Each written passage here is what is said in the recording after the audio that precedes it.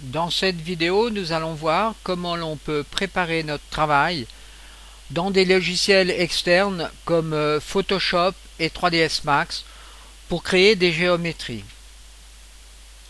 Nous allons commencer par installer le 3ds Max Tool.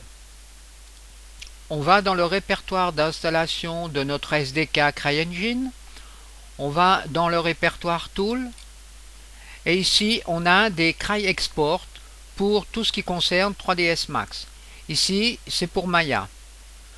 Alors, il faut choisir ici la bonne version par rapport à la version 3ds Max que vous avez.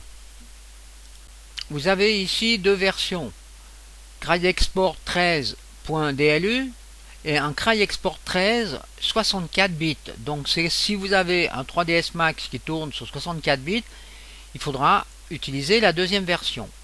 Alors, le CryExport 13 correspond au 3ds Max 2011. Ensuite, vous incrémentez tout simplement. Le 14, ce sera pour 3ds Max 2012.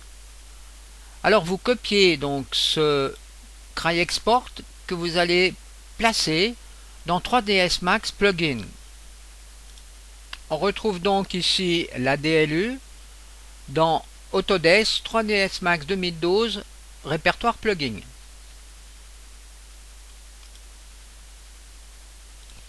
Ensuite, vous retournez dans le CryEngine, le SDK, et là, dans CryMax Tool, ici, vous copiez ce script que l'on va mettre dans 3ds Max. Alors, vous faites une copie de ce script et on le positionne dans le script Startup de 3ds Max. Vous collez donc ce script à cet endroit, dans Autodesk 3ds Max 2012, Script Startup. Ceci va charger tous les outils qui sont des utilitaires pour créer des objets pour CryEngine. Ensuite, vous pouvez lancer le 3ds Max. Vous allez dans les outils et vous appuyez sur cette icône et vous rajoutez un bouton à votre liste de boutons. Et ensuite, vous faites un drag and drop donc du CryTech Tool, donc l'exporteur, que vous positionnez donc sur ce bouton.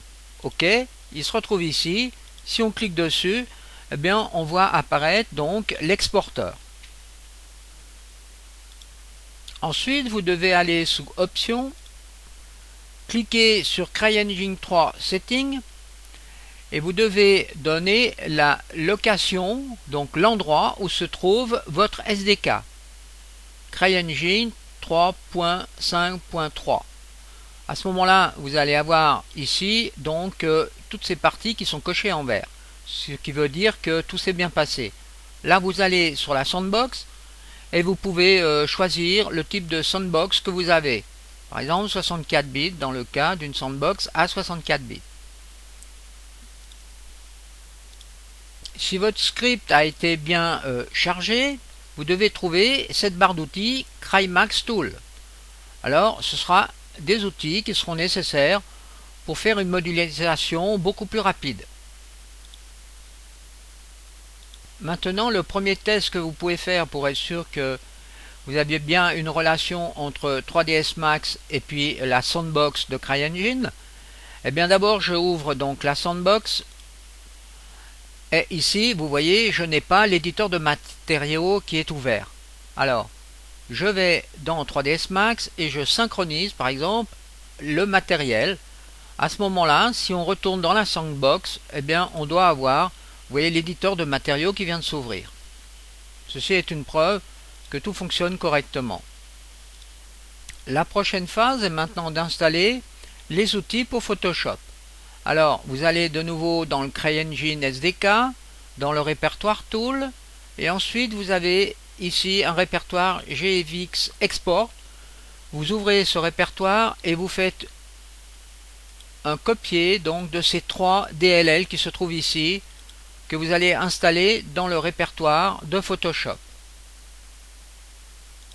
Vous collez ensuite ces trois DLL dans Adobe Photoshop, par exemple CS5, 64 bits, donc dans la racine, dans le répertoire principal. il vous faudra encore copier dans le répertoire plugin de Photoshop, ici, ce fichier que l'on retrouve donc dans le SDK. Donc ce sera ce fichier là si vous avez un 64 bits ou bien ce fichier si vous avez un 32 bits comme programme Photoshop. Ensuite vous ouvrez donc Photoshop, vous allez dans Help, les plugins et vous trouvez CTIF plugins. Donc ce sont les plugins pour CryEngine. Et de nouveau là, vous devriez peut-être mettre de nouveau l'endroit où se trouve le SDK de CryEngine. Et de nouveau, tout doit être vert ici, la sandbox 64 bits par exemple. Alors, si on fait un petit test tout simple, je fais une image blanche. Et vous voyez, par exemple, je peins, voilà, n'importe quoi. Ensuite, si je fais File, je vais Save As. Eh bien, vous allez trouver ici, dans le répertoire, CryTIF Plugin. Vous pouvez faire Enregistrer. À ce moment-là, vous avez cette fenêtre qui apparaît. Alors, nous verrons maintenant par la suite comment on utilise ce programme. Alors, nous venons de faire le tour de l'installation des différents plugins. Alors la prochaine vidéo va être consacrée à la création de solides ou de géométrie et on verra comment l'on peut passer donc de CryEngine vers 3ds Max, peut-être utiliser Photoshop pour les textures et revenir ensuite dans le CryEngine.